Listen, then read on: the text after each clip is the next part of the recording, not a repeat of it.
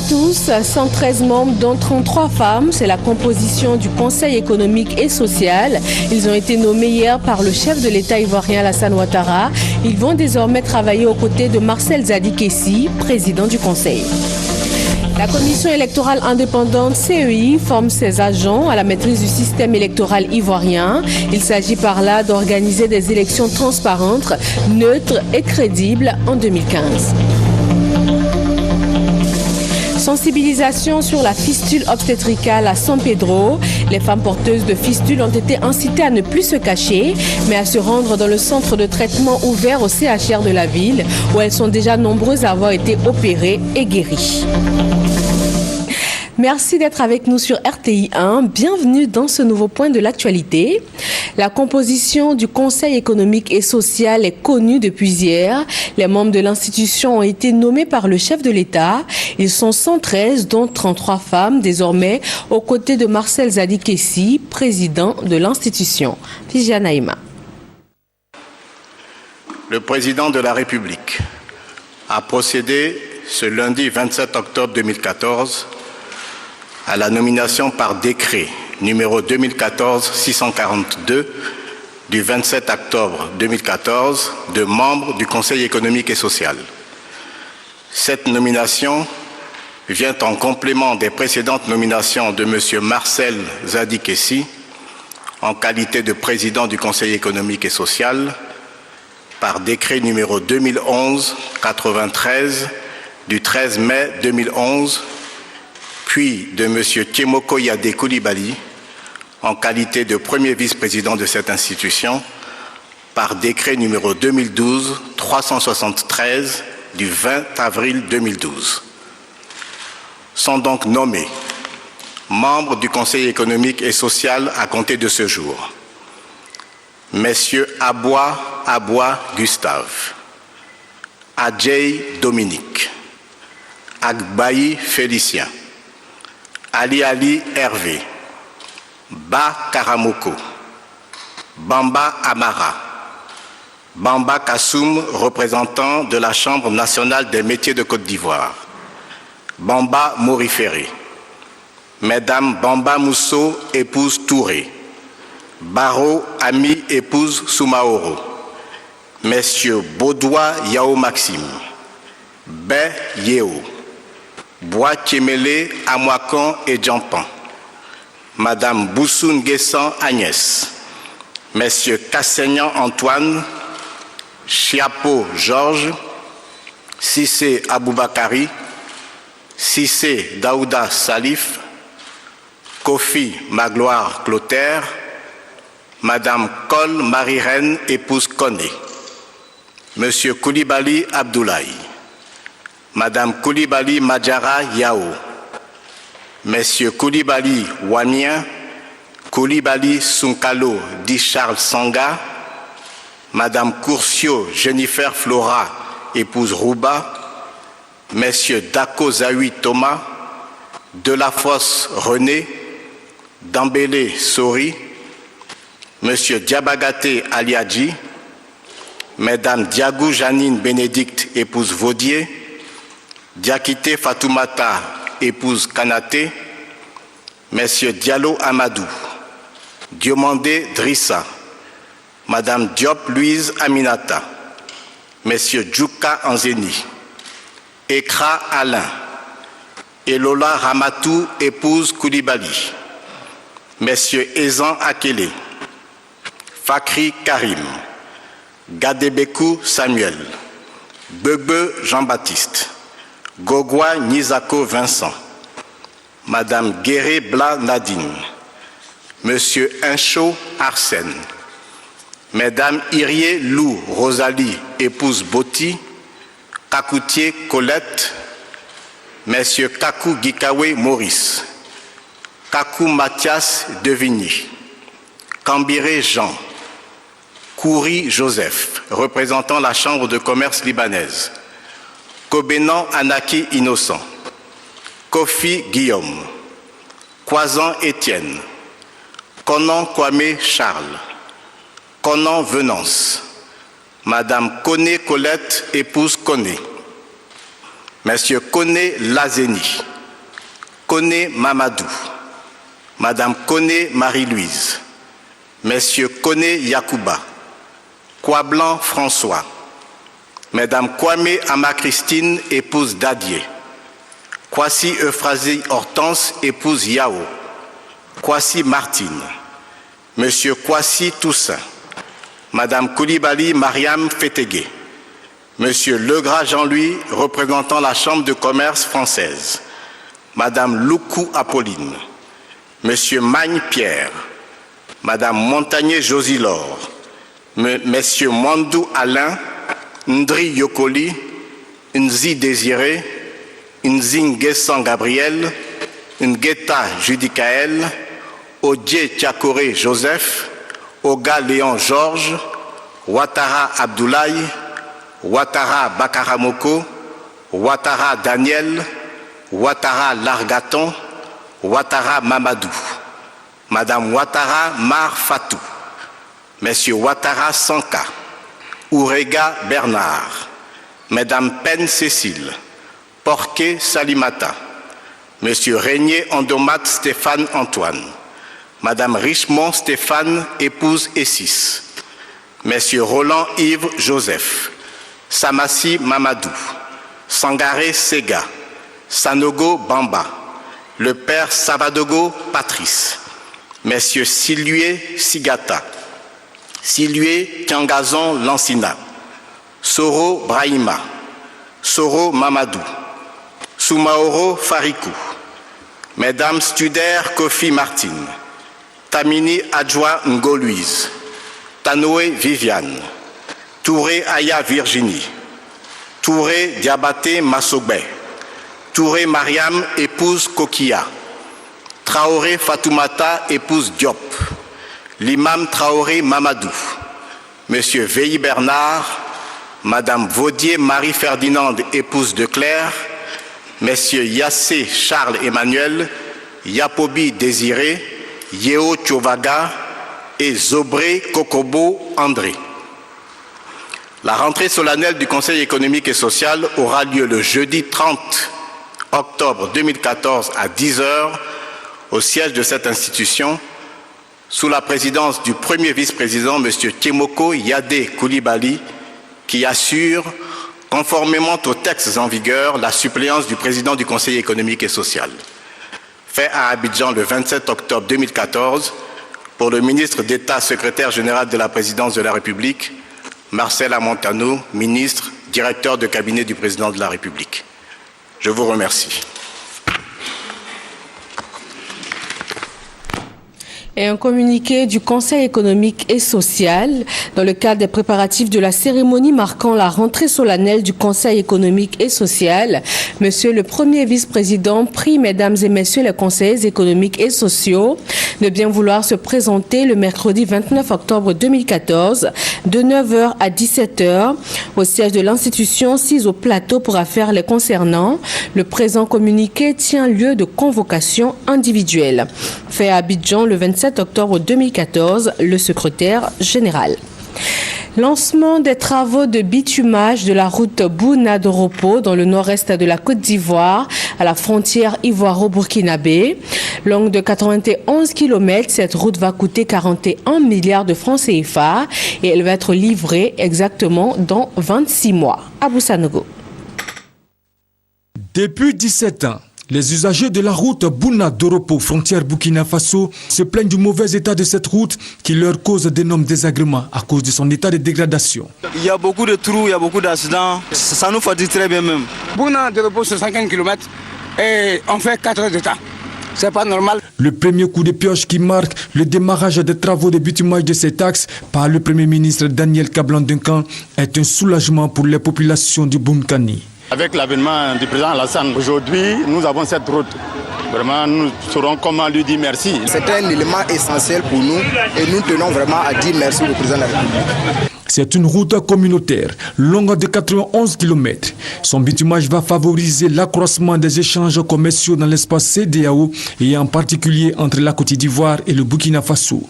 Cette route qui passe par Doropo comprendra 2 fois une voie avec une largeur de chaussée de 7 mètres et 2 accotements de 1,50 m chacune. Lorsque ces travaux seront terminés, il ne faudra pas plus de 7 heures de train pour relier Ouaga à Abidjan. Non seulement la route frontière du Burkina, Doropo, Bouna va être bitumée, mais également les routes Agnibelekrou, Abengourou, Komoé, Komoé, Akupé, Adzopé s'achèveront en même temps.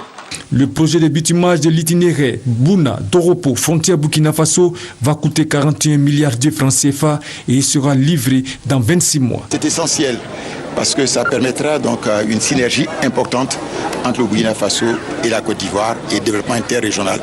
Je le disais tantôt, le Burkina Faso est quand même le 10e client acheteur de la Côte d'Ivoire avec plus de 230 milliards de francs CFA. Et vous allez voir que dès que cette route sera faite, les échanges vont se développer d'abord dans la région, mais aussi avec le pays frère donc, du Faso. Ce projet est financé par la BOAD, la BADEA, le Fonds saoudien de développement, le Fonds koweïtien de développement et l'État de Côte d'Ivoire. Après le lancement de ces travaux de bitumage, le Premier ministre a procédé à l'ouverture du lycée technique de Bouaké. Il avait été fermé en 2002 et il revient de faire peau neuve grâce à un soutien financier de la Banque islamique de développement. Soro Corona, Kwadio Kwame. Le lycée technique de Bouaké rouvre ses portes. Détruit à la suite de la crise politico-militaire de 2002, cette école reprend ses activités grâce au projet d'appui au programme de reconstruction des infrastructures dans la zone centre-nord et ouest, REC-SENO. Avec un financement de la Banque islamique de développement BID et l'État de Côte d'Ivoire à hauteur de 4 927 millions de francs CFA, c'est donc un cadre rénové et propice à la formation que le Premier ministre Daniel Kablan-Duncan a remis officiellement à la ministre de l'Éducation nationale et de l'enseignement technique, Kandia Camara. L'enseignement technique est un levier de premier ordre pour l'atteinte des résultats que nous assignons à l'école, dont le principal est la socialisation de l'apprenant. Le Premier ministre Daniel Kablan-Duncan a, quant à lui, invité le personnel administratif, les enseignants et les apprenants du lycée technique de Bouaké à prendre soin de cet établissement qui est unique en son genre dans la sous-région. Je voudrais donc, au moment où je vais remettre officiellement les clés du lycée technique de Bouaké à Madame le ministre, engager tous les acteurs, responsables administratifs, corps enseignants et élèves qui auront la charge de la gestion et de l'utilisation de cet ouvrage à relever le défi de l'entretien des locaux, de la maintenance des équipements en vue de la pérennisation des acquis du projet de réhabilitation et d'équipement de ce lycée qui est un lycée de référence. Le Premier ministre Daniel Kablan-Duncan et la ministre Kandia Camara, en compagnie du ministre de l'Industrie et des Mines, Jean-Claude Brou, ont visité le lycée technique de Bouaké qui va désormais se consacrer dans de meilleures conditions à la formation des futurs serviteurs de la nation.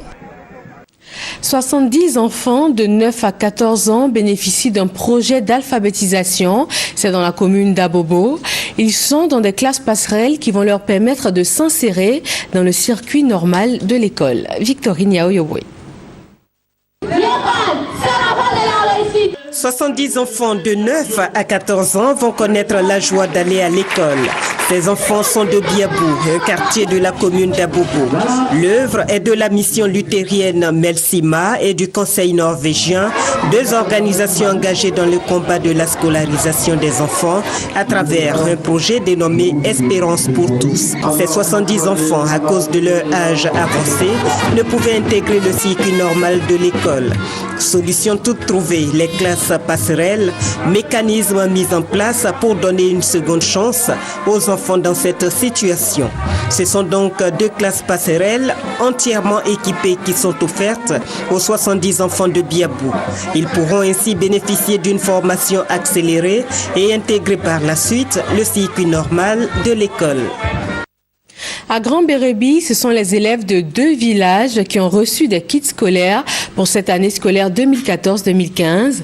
L'entreprise de coopérative Saint-Paul de Grand Bérébi veut ainsi encourager la scolarisation des enfants. Mamadou Kouassi. 700 kits scolaires aux élèves des écoles primaires publiques de Blédié et de Youasso, 2 villages de la sous-préfecture de Grand Bérébi, au sud-ouest de la Côte d'Ivoire. Le coût du don, environ 16 millions de francs CFA, offert par l'entreprise de coopérative de Saint-Paul de Grand Bérébi. Un soulagement pour les parents d'élèves un mois après la rentrée des classes. Selon le président du conseil d'administration de cette coopérative de café et de cacao, ces dons visent à encourager les enfants à bien travailler et à avoir de meilleurs résultats en fin d'année scolaire. Pour lui, la scolarisation de tous les enfants prônée par le gouvernement ivoirien doit être une réalité partout en Côte d'Ivoire. L'initiative de l'entreprise de coopérative Saint-Paul de Grand Bérébi est saluée par les acteurs du monde éducatif. Ils ont promis un bon usage de ces kits pour un meilleur résultat des élèves. Au cours de la cérémonie de remise des kits scolaires, des doléances ont été faites, notamment la construction et le logement d'enseignants et de latrines pour l'école. Les élèves n'ont pas été les seuls heureux de la journée. Leurs parents, producteurs de cacao, ont reçu leurs primes estimées à 56 millions de francs CFA. Des primes acquises grâce à la qualité de leurs produits au titre de l'année agricole 2013-2014. La commission électorale indépendante CEI forme les acteurs de son système. Il s'agit de leur faire connaître l'appareil électoral dans toute sa composante, au niveau administratif, financier et aussi la mise en pratique du système électoral choisi par la Côte d'Ivoire. Sidonie Davila. Dans un an, les Ivoiriens se rendront dans les urnes pour élire à nouveau leur président. Pour que cette échéance soit une réussite, la Commission électorale indépendante, CEI, veut créer les conditions propices à une stabilité pendant et après les élections en 2015. Parmi celles-ci, on note la formation des principaux acteurs. Ce présent séminaire sur l'administration électorale, planification stratégique et financière des systèmes électoraux vient à point nommé pour donner aux acteurs clés de s'imprégner des différents rudiments. Devant l'ampleur de la tâche, l'importance des défis et conscient de ce que la formation est la clé de toute réussite, la Commission électorale indépendante a aussitôt programmé des séances de formation et de mise à niveau des acteurs que sont les commissaires centraux. Je suis convaincu qu'au sortir des présentes assises, vous serez davantage familiarisés avec l'administration électorale dans ses différents aspects. Partageant le souci de voir réussir l'organisation des élections dans un environnement apaisé en 2015, les partenaires associés à l'initiative de la CEI réaffirment leur disponibilité et leur engagement. Je suis heureuse d'être là pour non seulement marquer encore notre solidarité, mais également vous réitérer une fois encore notre disponibilité à vous accompagner pendant les 3 années à venir à travers notre partenaire, la Fondation internationale pour le système électoral, IFES. Après 4 jours de travaux, les bases d'une planification stratégique seront ainsi jetées à travers cette nouvelle vision de la gestion des élections en Côte d'Ivoire que veut implanter la nouvelle CEI. La coopération ivoiro-israélienne s'enrichit d'un nouveau mémorandum d'entente. Il s'agit d'établir des consultations bilatérales entre le ministère des Affaires étrangères de la Côte d'Ivoire et celui d'Israël. Des explications avec Hervé Blé et Kader Ouattara. Le mémorandum d'entente signé ce début de semaine entre les parties ivoiriennes et israéliennes permet l'établissement de consultations bilatérales entre les ministères des Affaires étrangères de Côte d'Ivoire et d'Israël. Mécanisme utile de promotion du dialogue entre les deux pays, le mémorandum signé à Abidjan s'inscrit dans la suite de la visite en juin dernier en Côte d'Ivoire d'Advigo Lieberman, ministre des Affaires étrangères de l'État d'Israël. Cet accord va encore plus renforcer les grands liens d'amitié qu'il existe entre nos deux pays et nous permettra de mieux travailler ensemble. Nous souhaitons aller plus loin en mettant en place la grande commission mixte à l'intérieur de laquelle plusieurs accords touchant pratiquement tous les secteurs de la vie nationale d'un pays seront scrutés et nous allons essayer de voir dans quelle mesure nous pourrons encore renforcer ces liens de coopération. Une dizaine d'accords de coopération lient la Côte d'Ivoire et Israël. Les deux pays entretiennent depuis 1961 des relations de coopération et une amitié solide. 35 chefs d'entreprise publics et privés formés aux nouvelles techniques managériales. La formation a duré 9 mois et s'est déroulée en Côte d'Ivoire et en Espagne. Mamadou Traoré, Adama Koné. Se mettre à niveau au plan managérial dans un monde en perpétuelle évolution, c'est le défi que viennent de relever ces 35 managers. Bien que chevronnés dans leurs domaines respectifs, certaines subtilités du management leur étaient encore méconnues. Mais après 9 mois de formation en AMP, Advanced Management Programme ou Programme de management avancé, ils leur affinent leurs connaissances en gestion. À travers les connaissances qui nous ont été inculquées, il ressort que l'homme reste au cœur de tout ce que nous entreprenons. Je pars très outillé sur la partie commerciale, en étant technicien d'origine, pour affronter effectivement cet environnement qui est à la fois difficile, quand on n'est pas les rudiments dans les discussions. L'AMP est un programme de formation en management de standard international. Il permet aux hauts cadres de sociétés publiques ou privées d'améliorer leur processus de prise de décision et de développer leur talent de leadership. Pour l'État qui mise sur un apport considérable du secteur privé à l'émergence économique, ce programme de formation est le bienvenu. L'émergence, c'est avoir des hommes et des femmes de très haut niveau capables de conduire leurs entreprises pour conquérir de nouveaux marchés, d'être présents sur les marchés internationaux, mais aussi présents sur les marchés nationaux, d'être innovants, d'être dynamiques. Et ça nous garantit l'émergence. L'AMP est le fruit de la collaboration entre les Business School Management et Développement d'entreprises basées en Côte d'Ivoire et l'ISC de Barcelone, en Espagne. Il a vu le jour en février 2011. Les jeunes filles de Daloa, dans le centre-ouest de la Côte d'Ivoire, initiées à l'entrepreneuriat, un projet de l'Union européenne qui vise à leur donner une certaine autonomie financière. Mamadou Kwasi. Elles sont au total 60 filles de diverses couches sociales de la ville de Daloa, bénéficiaires d'une formation qualifiante d'aide-soignante, de caissière et d'auxiliaire en pharmacie. Pendant 5 mois, elles ont été formées aux techniques de ces différents métiers. Aujourd'hui, ces filles reçoivent leur diplôme sanctionnant la formation théorique. Place désormais à la pratique à travers des stages dans plusieurs structures de Daloa. Cette formation des filles s'inscrit dans le cadre de la mise en œuvre du projet RESFI, Réseau éducatif et social pour les femmes ivoiriennes. Un projet financé par l'Union européenne et exécuté par l'ONG VIF. L'objectif de cette formation est d'assurer une insertion socio-professionnelle des femmes, ainsi que leur autonomisation financière. Le chef du projet, Étienne Nebout, et la représentante du préfet de région de Daloa ont exhorté les filles à s'appliquer, car des stages déboucheront des emplois. Ils ont également demandé au cadre de la région de s'impliquer dans la formation des filles pour juguler le taux de chômage dans la région de Haut-Sassandra. Troisième session ordinaire du Conseil régional de l'Agné-Bitsiassa dans le département d'Agboville. Occasion de faire le bilan des activités réalisées et de celles en cours. Le Conseil a également dégagé les perspectives pour l'année à venir. Le reportage est signé Chantal Akanda. En vue de parfaire et de consolider les travaux en cours de réalisation dans la région de l'Agné-Bitsiassa, les conseillers régionaux ont visité les chantiers pour constater l'avancement des travaux.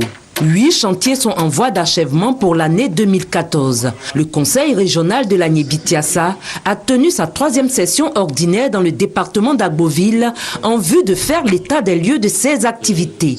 Nous avons commencé par Tabou. Là-bas, nous avons vu les tables qui ont été livrées au nombre de 250 pour les établissements primaires. À Iremou 2, le Conseil est en train de construire 3 classes plus un bureau. Ndouci, où nous avons visité aussi, nous avons vu les tables du primaire au nombre de 130. À Sikensi, la brigade de gendarmerie est en pleine réflexion. Le président du conseil régional, Martin Nando Mbolo, a promis le démarrage prochain d'autres projets. J'ai reçu la direction des marchés publics que j'ai fini de signer, donc les entrepreneurs auront à leur disposition les marchés. D'ici une semaine, 10 jours maximum, les autres chantiers devraient effectivement commencer dans la région. Le président du conseil régional a souligné que tous les 4 départements de l'Agné-Bitsiassa vont bénéficier d'une centaine de projets prévus pour l'année 2014-2015, dont le coût global s'élève à près de 2 milliards de francs CFA. Et les secteurs de l'éducation, de la sécurité et des infrastructures économiques sont concernés. La décharge d'Akwédo ferme bientôt ses portes. Un nouveau site de 100 hectares situé à une quarantaine de kilomètres d'Abidjan sur l'autoroute du Nord va désormais accueillir les déchets ménagers. Les responsables de la structure chargée de la gestion de ce site sont allés à la rencontre du ministre de l'Environnement. Moussa Konaté, Franck Adio. Une vaste étendue de terre, 100 hectares de verdure et une large ouverture dans le sol. Non loin du village de Kosiouin, à 40 km d'Abidjan, ce site abritera la prochaine décharge des ordures du district d'Abidjan. Il sera géré par Wisa Solutions, consortium américain désormais garant de la gestion intégrée des déchets ménagers du district d'Abidjan. This is a location where we can take the waste from Akwédo and... Ce site sera utilisé en remplacement d'Akwédo. Une fois que les ordures seront déversées ici, ce sera le fruit d'une ingénierie vraiment de haute qualité, de telle sorte qu'il n'y ait pas de risque pour la communauté. Il s'agit d'enterrer les ordures, mais pour les enterrer, il faut les trier au préalable, parce qu'en les triant, ça permet de les élaguer, de sortir tout ce qui est fer, bois, qui peuvent servir à autre chose. Je pense que nous avons fait un travail sérieux pour qu'on ne voit plus ce que nous vivons aujourd'hui à Akwédo. L'exploitation du site durera 50 ans, mais avant la visite des lieux, une rencontre avec le ministre de l'Environnement, de la Salubrité urbaine et du Développement durable. Décider que cette partie de l'activité soit vraiment accélérée pour que nous puissions très rapidement sortir donc d'Akwédo, libérer les populations qui y vivent, mais également aussi traiter et pour ne pas dire mettre nos déchets en décharge de manière écologique et suivant les standards internationaux et les normes qui sont actuellement en vigueur. Le consortium américain Wisa Solutions a été retenu suite à un appel d'offres international en octobre 2013. Les activités démarreront dans 5 mois. Parlons santé avec les journées de sensibilisation sur la fistule obstétricale dans les différents quartiers de la ville de San Pedro. Les femmes porteuses de fistules ont été informées et sensibilisées sur leur mal. Elles sont incitées à ne plus se cacher, mais à se rendre dans le centre de traitement ouvert au CHR de la ville. Thérèse Tapé-Yoboué. Il y a de l'espoir pour les femmes porteuses de fistules. Un centre de traitement de la maladie vient d'ouvrir ses portes au CHR de San Pedro. Sur 19 femmes porteuses de la maladie, 12 ont été opérées avec succès. Ces cas ont été présentés par l'ONG Aprosam. Je demande à toutes les femmes de sortir, de ne plus se cacher de cette maladie parce qu'on guérit de la fistule à San Pedro et ailleurs en Côte d'Ivoire. Les 12 femmes guéries vont être suivies par l'UNFPA et l'IBF. Elles vont en outre bénéficier de fonds pour mener des activités génératrices de revenus. La fistule est une maladie qui survient à la suite d'un accouchement difficile sans assistance médicale, de mutilations génitales féminines, de mariage et de grossesse précoce. Conséquence, les fistuleuses font des pertes incontrôlées d'urine, entraînant des odeurs nauséabondes. D'où le nom de la maladie de la honte. Pour permettre aux porteuses de fistules de ne plus se cacher, des journées de sensibilisation sur la maladie ont eu lieu dans plusieurs quartiers de San Pedro. Principal message aux populations, la fistule peut être soignée et guérie. Un mot de religion, le diocèse d'Agboville s'enrichit d'une nouvelle paroisse. La paroisse Saint-Denis de Broubou a donc célébré sa messe de rentrée. C'était le dimanche dernier. Éric Goré, Serge Gangoma. La chapelle de Broubrou, un village du département de Tiassalé, érigé en paroisse depuis le 29 juin 2014, fait sa première messe de rentrée paroissiale. Occasion pour l'abbé Clément, curé de la paroisse, d'exhorter les fidèles à garder la foi, car, selon lui, l'Esprit de Dieu veille sur le village. Aujourd'hui, nous avons marqué historiquement cette paroisse. C'est le signe de la réconciliation, de l'unité de tous les fils du village pour un développement déjà du village. C'est une joie. Nous disons merci à Dieu qui vient à notre rencontre pour faire de ce village désormais une priorité de son cœur. Les enfants de la sous-préfecture, quant à eux, considèrent cet événement comme un appel des fils et filles à l'entente. Ils ont dit leur joie. L'Église avance. Nous aussi, nous devons avancer, nous devons nous unir et nous devons taire nos palabres et s'unir pour développer notre région, la région Aïan-Langwa du département de Tiasalé. C'est une grande joie parce qu'on s'est battu, les 4 sont battus. Nous sommes 3 villages. Et 3 villages, il y a Botende, Aouia et Broubrou. Parmi les 3, nous avons été retenus. Et nous avons retenu aussi compte tenu de nos œuvres. Au cours de cette rentrée paroissiale, 47 fidèles ont été baptisés. Ils ont pris leur première communion en présence du vicaire général du diocèse d'Agoville. Ouverture de l'Abissa 2014 ce dimanche. C'est un rendez-vous festif culturel qui marque la nouvelle année chez le peuple Nzima Kotoko. Venus des 4 coins du pays, les adeptes de cet événement culturel ont participé à la cérémonie d'ouverture. Et voilà, ces images de l'Abissa mettent fin à ce 13h. Merci de votre attention. Prochain point de l'actualité, 18h sur RTI1.